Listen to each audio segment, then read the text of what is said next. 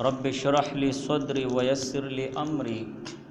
واحلل عقدۃ من لسانی یفقهوا قولی جزا اللہ عنا محمدا صلی اللہ علیہ وآلہ وسلم ما هو اہلہ۔ سامعین محترم، گزشتہ جمعے پر تقوی کی اہمیت، فضیلت اور حصول تقوی کے متعلق ذکر ہوا۔ اسی حصول تقوی سے پیوستہ ہم کچھ گزارشات ذکر کریں گے۔ اللہ تعالیٰ نے فرمایا، یا ایھا الذین آمنوا اتقوا اللہ، اے ایمان والو اللہ تعالیٰ سے ڈرو، وکونوا مع الصادقین، اور سچے لوگوں کے ساتھ ہو جاؤ، سچوں کے ساتھ ہو جاؤ۔ یہ سچے لوگ یہ اللہ والے لوگ ہوتے ہیں، متقی اور پرہیزگار لوگ ہوتے ہیں، اور ان کی مجلس میں اٹھنا بیٹھنا، ان کے ساتھ تعلق رکھنا، حصول تقوی کو حاصل کرنے کے لیے، خود کو متقی اور پرہیزگار بنانے کے لیے بہت انتہائی ضروری ہے کہ ان کی مجالس میں اور ان کی صحبتوں میں بیٹھا جائے اور ان سے فیض لیا جائے۔ اب اللہ والوں کی مجلس میں جو شخص اٹھتا اور بیٹھتا ہے تو اللہ والوں کی مجلس کے جو اثرات ہیں وہ بقدر تعلق انسان میں آتے ہیں۔ جتنا ایک مومن مسلمان اللہ والوں کی مجلس میں اٹھے گا اور بیٹھے گا، اتنا ہی زیادہ اثر اس میں آئے گا، اتنی ہی زیادہ نورانیت اور اتنی ہی زیادہ وہ تقوی اور پرہیزگاری اس میں آئے گی اور وہ گناہوں سے بچتا جائے گا۔ تو حصول تقوی کے لیے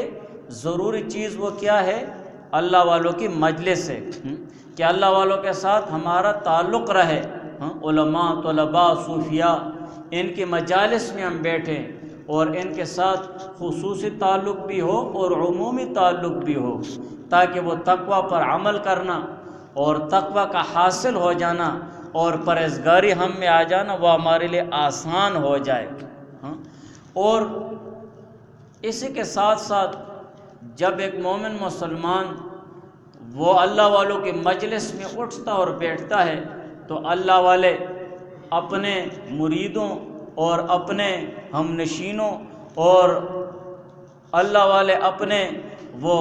جو ان کے ماتحت ہوتے ہیں ان کی تربیت کرتے ہیں اور ان کی اصلاح کرتے ہیں، ان کو اخلاق سکھاتے ہیں اور ان کو برے اخلاق سے پاک کرتے ہیں، ان سے حسد، بغض، تکبر، یہ بیماریاں ختم فرماتے ہیں، ظاہری گناہوں سے بھی پاک کرنے کی کوشش کرتے ہیں اور باطنی گناہوں سے بھی پاک کرنے کی کوشش کرتے ہیں، اور ان چیزوں کے لیے مجاہدے کرواتے ہیں اور ان سے ریاضتیں کرواتے ہیں اور ان کو ایسی مشقتوں میں ڈالتے ہیں تاکہ یہ ان گناہوں سے چھوٹ جائیں۔ اور یہ جو مجاہدے ہوتے ہیں ان کو مشقتوں میں ڈالتے ہیں، تو ان مجاہدوں کا مقصد وہ علاج کروانا ہے تاکہ ایک مرید میں اور ایک شخص، ایک مومن مسلمان میں وہ تکبر ہے تو وہ ختم ہو جائے، اسی طرح اس میں وہ بغض ہے یا ناشکری ہے تو وہ چیز ختم ہو جائے، جھوٹ اور غیبت ہے تو وہ ختم ہو جائے، اور اس میں صبر جیسا وہ صبر اس میں آ جائے، تقوی اور پرہیزگاری آ جائے۔ تو یہ چیزیں جو صوفیاء اپنے مریدوں میں لاتے ہیں تو اس کے لیے وہ مجاہدے کرواتے ہیں۔ اور مجاہدے اور ریاضتیں یہ تصوف نہیں ہے بلکہ یہ ایک طریقہ علاج ہے، اور طریقہ علاج یہ اپنے اپنے دور کے حساب سے بدلتا رہتا ہے۔ پہلے طریقہ علاج الگ تھا، جسمانی طریقہ علاج کو آپ لے لیں تو پہلے وہ حکیموں کی دوائیاں ہوتی تھی، جڑی بوٹیاں ہوتی تھی اور ان کو کوٹنا ہوتا، جوش دینا ہوتا، اس میں جوشاندہ ڈالنا ہوتا، اس کو چھاننا ہوتا اور بہت ساری چیزیں کی جاتی تھیں۔ اور آج کل طریقہ علاج بدل گیا ہے،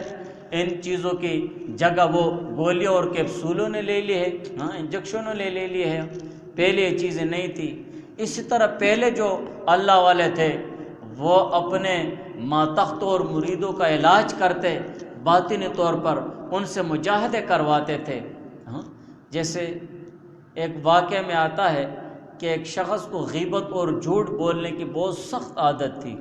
تو اس کے پیر و مرشد نے فرمایا کہ تم یہ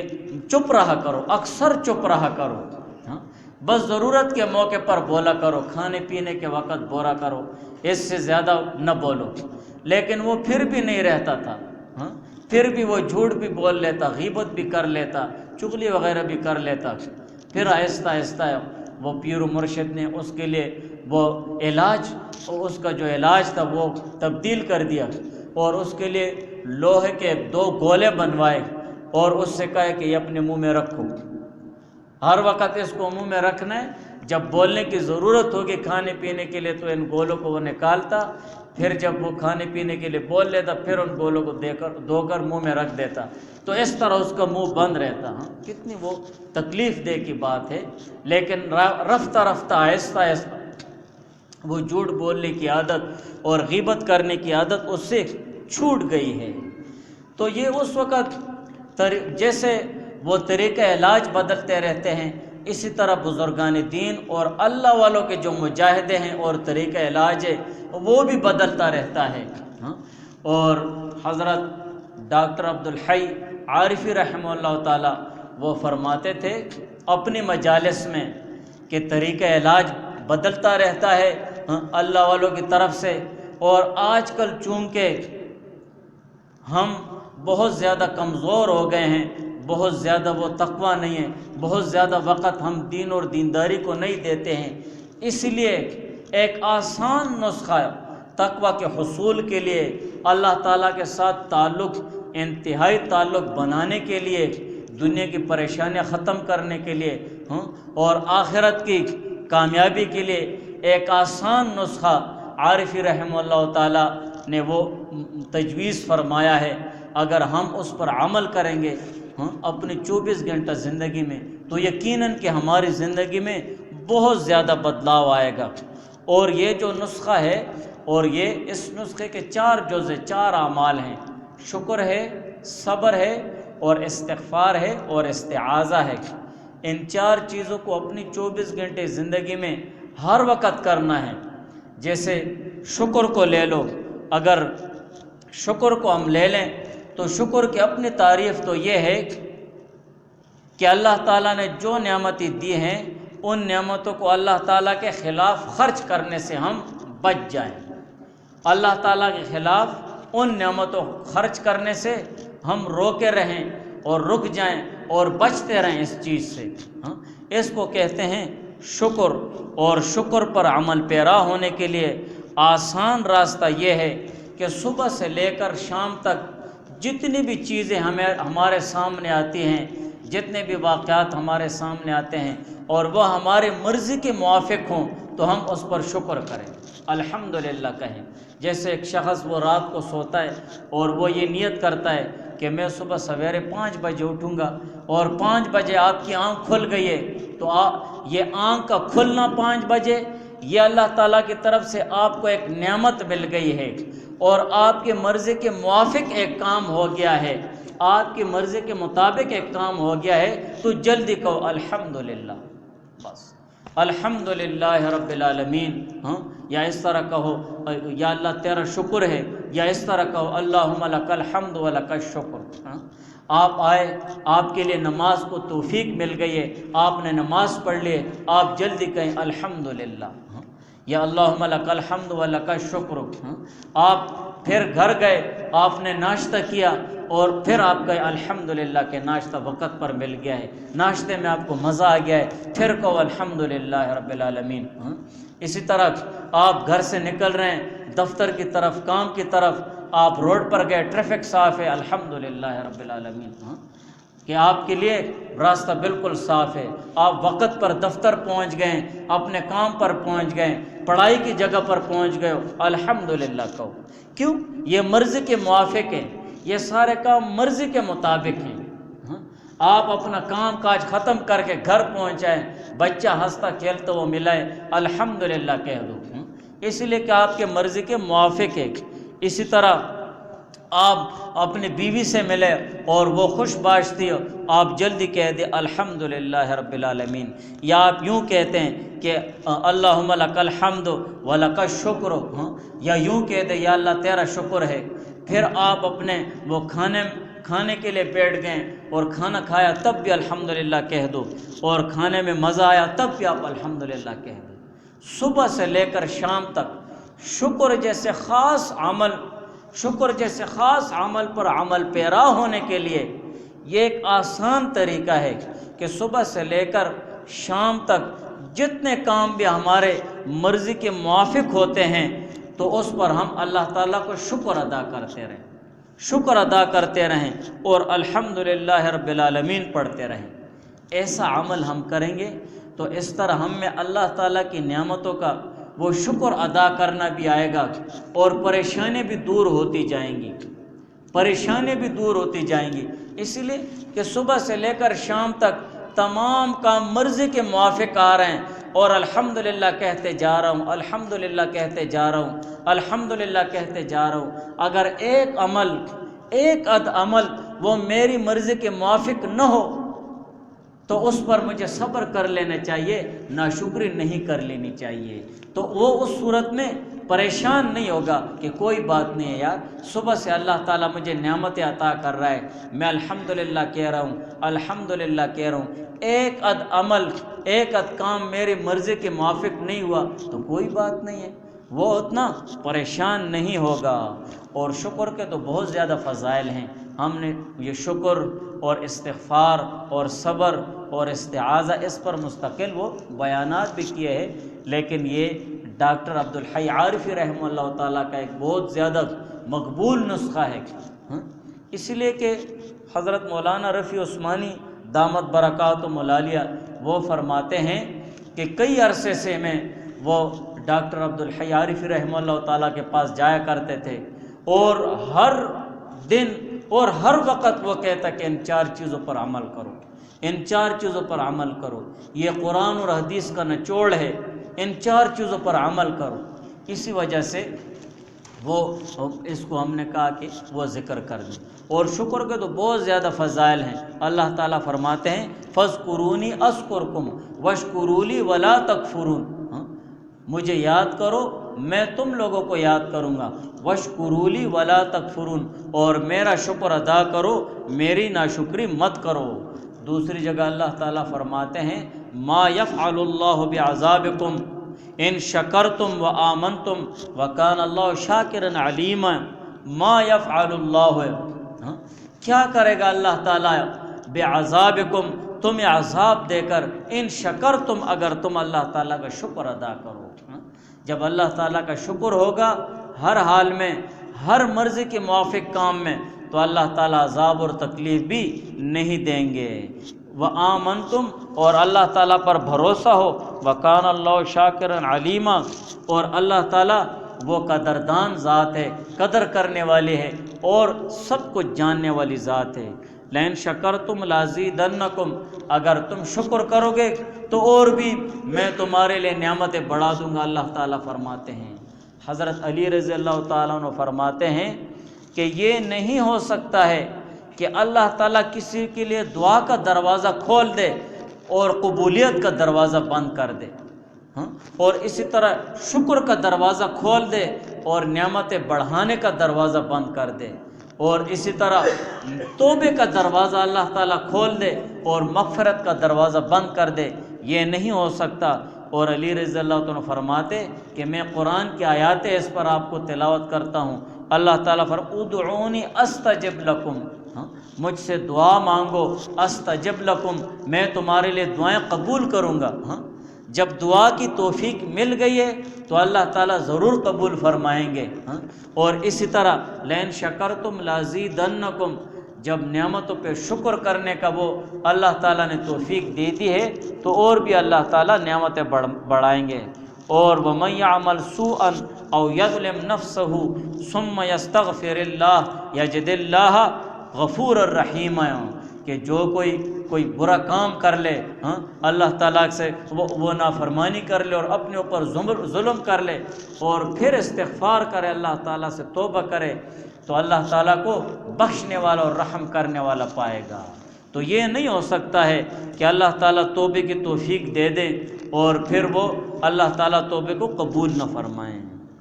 بہرحال الحمدللہ کا پہلا زینہ وہ ہے شکر۔ شکر یہ الحمدللہ شکر کا پہلا زینہ ہے کہ شکر کی پہلی سیڑھی، پہلی ترقی وہ ہے اللہ تعالیٰ کے حمد اور الحمدللہ کہنا۔ اگر آپ غور کریں تو قرآن پاک جیسی عظیم الشان کتاب، اس کی پہلی صورت، اس کی ابتدا بھی اللہ تعالیٰ نے حمد سے کی ہے، الحمدللہ سے کی ہے۔ اور یہ سورہ فاتحہ یہ تمام نمازوں میں پڑھنے کا اس کا حکم ہے اور تمام رکعتوں میں اس کو پڑھا جاتا ہے۔ اور اسی طرح اللہ تعالیٰ کی شکر اور اللہ تعالیٰ کا حمد اور الحمدللہ یہ جنت میں بھی یہی عبادت ہوگی، اسی لیے کہ جنت میں نعمتیں ہی نعمتیں ہیں، وہاں پر ہر طرح کی نعمتیں ہوں گی، اور جو جی میں آئے گا مومن مسلمان کے اس کے لیے حاضر کر دیا جائے گا۔ اور اسی طرح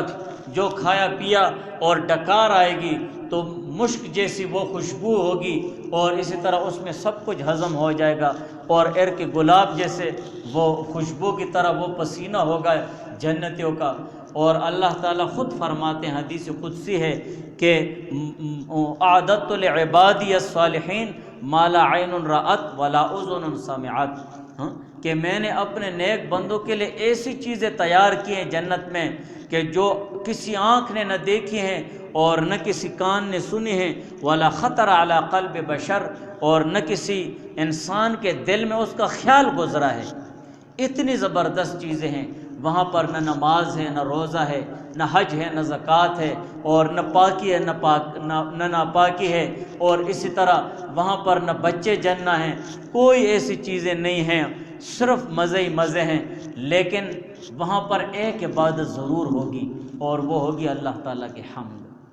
اللہ تعالیٰ کا حمد ہوگا، اللہ تعالیٰ کا شکر ہوگا۔ اور یہ اللہ تعالیٰ کا حمد یہ کیسے ہوگا؟ جیسے ہم دنیا میں وہ اللہ تعالیٰ کا حمد جنت کے منہ سے بے اختیار جاری ہو گئے، جیسے ہم دنیا میں فطرتاً بے اختیار سانس لیتے ہیں اور چھوڑتے ہیں، اس طرح جنتیوں کے منہ سے وہ حمد اللہ تعالیٰ کی نکلے گی۔ الحمدللہ الحمدللہ، جیسے ہم سانس لیتے ہیں تو اسی طرح وہ حمد بھی اللہ تعالیٰ کی ہوگی جنت میں۔ اور شکر کا سب سے بڑا اہم اثر وہ ہے تکبر سے حفاظت، کہ تکبر سے اس کی حفاظت ہوگی۔ اسی لیے کہ جب ایک مومن مسلمان بار بار نعمت ملنے پر اللہ تعالیٰ کا شکر ادا کرے گا، بار بار نعمت ملنے پر شکر ادا کرے گا، بار بار ایک کام مرضی کے موافق ہونے پر اللہ تعالیٰ کا حمد ادا کرتا رہے گا، تو وہ شکر کا عادی ہو جائے گا۔ جب الحمدللہ کا عادی ہو جائے گا اور شکر کا عادی ہو جائے گا تو اللہ تعالیٰ کی طرف سے جو نعمت اسے ملے گی تو وہ اسے اپنا کمال نہیں سمجھے گا، بلکہ وہ اللہ تعالیٰ کی دین اور اللہ تعالیٰ کی نعمت سمجھے گا، اور اس نعمت کو اللہ تعالیٰ کی مہربانی سمجھے گا۔ اور جو شخص اپنے کمال کو بھی اپنا کمال نہ سمجھے بلکہ اللہ تعالیٰ کی مہربانی سمجھے تو اس دل میں تکبر ہو ہی نہیں سکتا ہے، اس دل میں تکبر اور غرور ہو ہی نہیں سکتا ہے۔ اور تکبر اور غرور تو اتنا بہت بڑا گناہ ہے کہ حضور علیہ السلام نے فرمایا لا يدخل الجنت من کان فی قلبہ مثقال ذرۃ من کبر، کہ وہ شخص جنت میں داخل نہیں ہو سکتا جس کے دل میں ذرہ برابر بھی تکبر ہو، ذرہ برابر بھی تکبر ہو۔ تو یہ شکر گزار شخص اور ہر وقت اللہ تعالیٰ کا شکر کرنے والا الحمدللہ، اس کے دل میں تکبر نہیں رہتا ہے، اس لیے وہ اللہ کی ہر دی ہوئی نعمت کو اپنا کمال نہیں سمجھتا ہے۔ یہ اللہ نے دی ہے الحمدللہ، یہ اللہ نے میری مرضی کے موافق یہ کام کر دیا ہے الحمدللہ، تو اس کے دل میں تکبر ہو ہی نہیں سکتا ہے۔ اور اسی طرح شکر یہ گناہوں سے بھی بچاتا ہے۔ جو شخص شکر کا عادی ہو جاتا ہے، صبح سے لے کر شام تک جتنے بھی مرضی کے موافق کام آتے ہیں اور وہ اس پر الحمدللہ کہتا ہے، اللہم لک الحمد و لک الشکر کہتا ہے، اور اسی طرح یوں کہتا ہے یا اللہ تیرا شکر ہے، تو وہ گناہوں سے بھی بچتا رہتا ہے۔ اسی لیے جب ایک نعمت ملے گی کہے گا الحمدللہ، دوسری نعمت مل گئی ہے مرضی کے موافق کام ہو گیا ہے الحمدللہ، دوسرا مرضی کے موافق کام ہو گیا ہے الحمدللہ۔ اب وہ گناہ کرنے لگ جائے تو جلدی اسے اس کا ضمیر جھنجھوڑے گا کہ خدا کے بندے تمہیں اللہ تعالیٰ اتنی نعمتیں دے رہا ہے اور تو اس پہ اللہ تعالیٰ کی حمد بجاوری کر رہا ہے اور بار بار حمد کہہ رہا ہے اور الحمدللہ کہہ رہا ہے، اور اب تو اس کی نافرمانی کر رہا ہے۔ تو شکر کے خوگر ہونے سے وہ گناہوں سے بھی رک جاتا ہے، اور اسی طرح شکر سے پریشانیوں سے بھی حفاظت ہوتی ہے۔ پریشانیوں سے بھی کہ صبح سے لے کر شام تک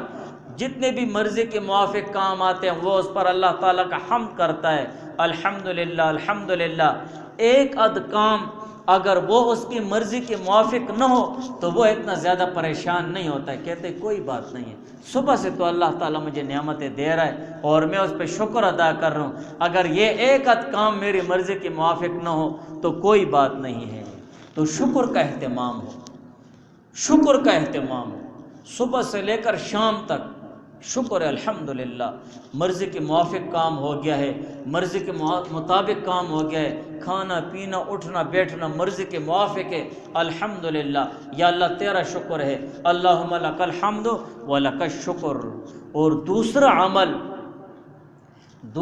عمل جو مومن مسلمان میں تقوی آ جائے، پرہیزگاری آ جائے اور دنیا اور آخرت کی کامیابی آ جائے اور بدن میں نورانیت آ جائے اور پرہیزگاری آ جائے، تو وہ ہے صبر۔ اور صبر کا مطلب اور معنی یہ ہے اپنے آپ کو قابو میں رکھنا ہے،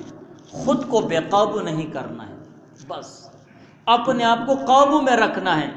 گناہوں سے اور اسی طرح ہر برائی سے خود کو قابو میں رکھنا ہے، اور اسی طرح ہر وہ عمل جو آپ کی مرضی کے موافق نہ ہو اس کو برداشت کرنا، اس کو صبر کہتے ہیں۔ جو کام بھی تمہاری مرضی کے موافق نہ ہو اس کو برداشت کرو، یہ صبر ہے۔ ہر برے کام پر اور ہر سخت کام پر اس کو برداشت کرنا اور اس میں خود کو قابو میں رکھنا، یہ ہے صبر۔ اور صبر کی عادت ڈالنا یہ بہت زیادہ وہ ضروری ہے، اسی لیے کہ صبر ایک ایسا عمل ہے کہ جو بھی مرضی کے موافق ایک کام نہیں ہوگا اور تم اس کو برداشت کر لو تو اس پر اللہ تعالیٰ اجر بھی دیتے ہیں، اور سنت سے بھی ثابت ہے۔ اسی لیے کہ حضور پاک صلی اللہ علیہ وسلم کے سامنے ایک مرتبہ چراغ گل ہو گیا ہے، چراغ بجھ گیا ہے، تو حضور علیہ السلام نے فرمایا انا للہ و انا الیہ راجعون۔ تو صبر کے معنی اور مطلب ہے خود کو قابو میں رکھنا ہے، خود کو بے قابو نہیں کرنا ہے۔ اور صبر کا پہلا زینہ اور پہلی سیڑھی اور پہلی کامیابی وہ ہے جو کام بھی آپ کے مرضی کے موافق نہ ہو، جو کام بھی سخت آ جائے اس کو برداشت کر کے یوں کہو انا للہ و انا الیہ راجعون۔ جیسے آپ صبح سے لے کر شام تک آپ جو بھی کام کرتے ہیں، آپ رات کو کہتے ہیں مجھے صبح انشاءاللہ 5 بجے اٹھنا ہے اور آپ اٹھ گئے 6 بجے، تو آپ کی مرضی کے موافق نہیں ہوا نا، مرضی کے خلاف ہو گئے، تو جلدی یوں کہو انا للہ و انا الیہ راجعون۔ پھر آپ بالفرض آپ نے قضا نماز پڑھ لی ہے، تو آپ دل میں خفا ہو گئے، نماز قضا ہو گئی ہے، تو آپ جلدی یوں کہیں انا للہ و انا الیہ راجعون۔ آپ گھر گئے، ناشتہ لیٹ ہو گیا ہے، تو آپ یوں کہیں انا للہ و انا الیہ راجعون۔ یا ناشتے میں مزہ نہیں آیا، ناشتہ آپ کے مرضی کے مطابق نہیں تھا، مرضی کے موافق نہیں تھا، تو جلدی آپ کہیں انا للہ و انا الیہ راجعون۔ آپ دفتر جا رہے ہیں یا اسکول مدرسے میں جا رہے ہیں، راستے میں ٹریفک جام تھی، اوہ انا للہ و انا الیہ راجعون۔ یا آپ وہاں پر پہنچ گئے اور آپ کی مرضی کے موافق کام نہیں ہے، مرضی کے موافق کام نہیں ہوا، تو آپ جلدی کہیں انا للہ و انا الیہ راجعون۔ یا آپ گھر واپس آ گئے اور بچہ ہنستا کھیلتا آپ کو نہیں ملا ہے، وہ بیمار ہے یا اسے چوٹ لگی ہے اور مرضی کے موافق نہیں ہے، تو آپ جلدی کہیں انا للہ و انا الیہ راجعون۔ یا اسی طرح اور آپ کے مرضی کے موافق کوئی کام نہیں ہے تو آپ جلدی کہیں انا للہ و انا الیہ راجعون۔ اور اس پر کیا ملتا ہے؟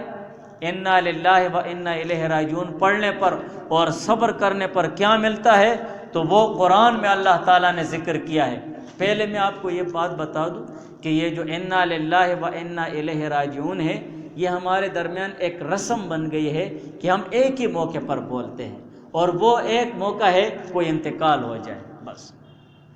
اگر کسی کا انتقال ہو جاتا ہے تو ہم کہتے ہیں انا للہ و انا الیہ راجعون۔ اس طرح نہیں ہے، بلکہ ہر وہ کام، ہر وہ عمل جو آپ کی مرضی کے موافق نہ ہو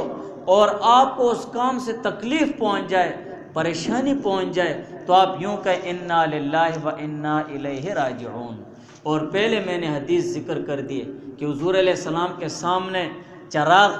گل ہو گیا ہے، یعنی بجھ گیا ہے، تو حضور علیہ السلام نے پڑھا انا للہ و انا الیہ راجعون۔ آپ کتاب دیکھ رہے ہیں یا کوئی ایسا باریکی کا کام کر رہے ہیں جس کے لیے بجلی کی ضرورت ہے، بجلی چلی گئی ہے، آپ کے مرضی کے موافق نہیں ہوا،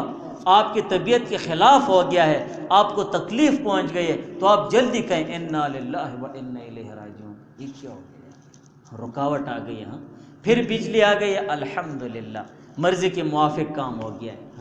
الحمدللہ رب العالمین، اللہم لک الحمد و لک الشکر۔ اور صبر کی کتنی بہت بڑی فضیلت ہے۔ اللہ تعالیٰ فرماتے ہیں وبشر الصابرین الذین اذا اصابتهم مصیبہ، کہ آپ خوشخبری سنا دیجئے ان لوگوں کو جب ان کو مصیبت پہنچتی ہے، پریشانی پہنچتی ہے، اذا اصابتهم مصیبہ قالوا، تو وہ یوں کہتے ہیں انا للہ، بے شک ہم اللہ تعالیٰ کے لیے ہیں، وَإِنَّا إِلَيْهِ رَاجِعُونَ، اور ہم اللہ ہی کی طرف لوٹ کر جائیں گے۔ ہمارے جان، مال، دولت سب کچھ اللہ تعالیٰ کا ہے، وَإِنَّا إِلَيْهِ رَاجِعُونَ، اور ہم اللہ تعالیٰ ہی کی طرف جائیں گے۔ تو صبر کا پہلا زینہ اور پہلی سیڑھی اور پہلی کامیابی وہ کیا ہے؟ وہ ہے انا للہ وَإِنَّا إِلَيْهِ رَاجِعُونَ۔ ہر وقت پڑھنا ہے، ہر وقت پڑھنا، اس سے غافل نہیں ہونا چاہیے۔ تو جب ہم اس طرح یہ پڑھیں گے تو ہم میں صبر جیسا مادہ آئے گا، اور صبر کی وجہ سے بہت سارے گناہوں سے، بہت سارے پریشانیوں سے ہم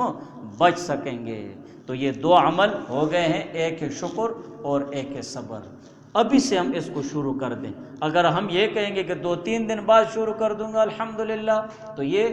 آپ بھول جائیں گے، ذہن سے نکل جائے گا۔ بلکہ آپ یہاں سے آپ نے نماز پڑھ لی، الحمدللہ رب العالمین، شکر ہے اللہ کا میں نے جمعے کی نماز پڑھ لی، کمرے میں گئے ہو موافق کام ہو گیا ہے، الحمدللہ شکر ہے یار، کوئی نامناسب کام ہو گیا ہے، نہ مرضی کے موافق نہیں ہے، انا للہ و انا الیہ راجعون۔ باقی انشاءاللہ استعاذہ اور اسی طرح استغفار اگلے جمعے سے کریں گے۔ دعا کرو اللہ تعالیٰ نے توفیق عطا فرمائے۔ سبحانک اللہم